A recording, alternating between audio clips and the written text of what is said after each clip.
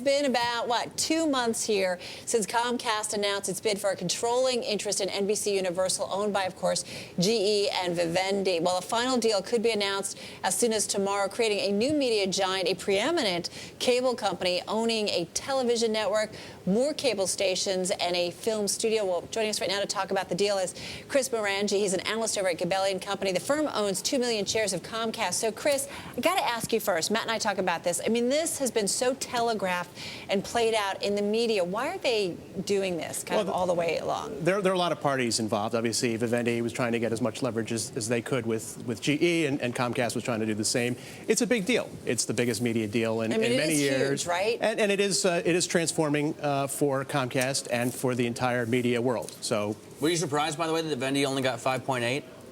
I was a little bit more than I expected, actually. Really?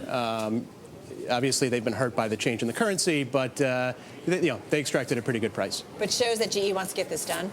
Yes. Let's talk about how hard it's going to be. I mean, are there going to be regulatory hurdles that are serious, or do you think this is going to go through without too much trouble? Well, I can hear lots of constituencies already whetting their knives. Other programmers, other distributors, and lots of public interest groups are going to have a lot to say about this deal. And rightfully so, Chris? Sure. I mean,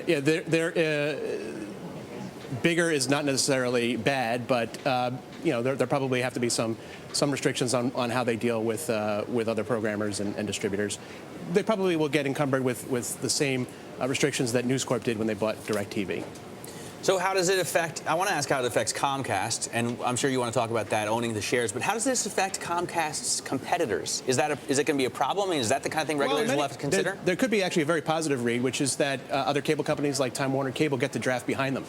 And DirecTV, for that matter. In other words, anything that Comcast does to make TV everywhere the model, for example, should benefit everybody in distribution, and they don't have to pay for it. Let's talk, though, about some of the concessions they may have to make here to get this deal done. I'm hearing about maybe keeping local news coverage, giving competitors access to content. I mean, what are some of the concessions you think might have to be done in order to get this deal done? Yeah, like I mentioned, they probably will not be allowed to. They'll be restricted in how they deal with other distributors for NBC programming. They won't be allowed to block out programming, for example. They'll probably have to agree to keep NBC network alive with local programming. Certainly there are a lot of local constituencies, local politicians who want to make sure that their stations have quality content. Is it ultimately going to get done in your view? Oh, yes, I do. I think so. It'll take a long time. It'll probably take a year, but I think it will get done.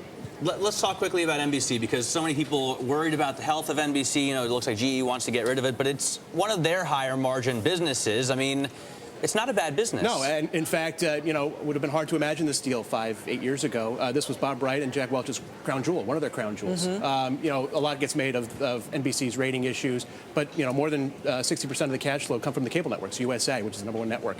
And so those are good businesses. We have a large film studio, which has had some trouble of late, but these are good assets, and they're getting a good price. You own, speaking of assets, we mentioned 2 million shares of Comcast. So what is it crucial that Comcast has to do, Chris, in terms of how it manages?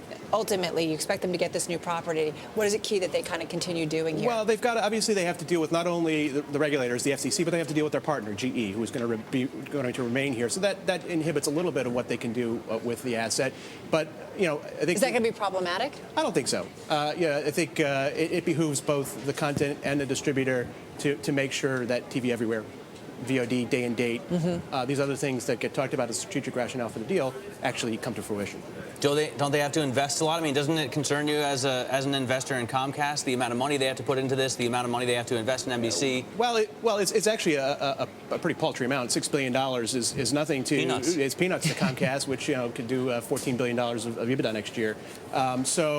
The way we look at it, we're still waiting for some details, obviously, but it's an LBO of NBC with a very small equity contribution by Comcast. Got it. Hey, Chris, thanks for joining us. And of course, the story is not over yet. Hopefully tomorrow. Oh, no. Lucky for Matt. All right, Chris Marangi. All right, we're going to take a quick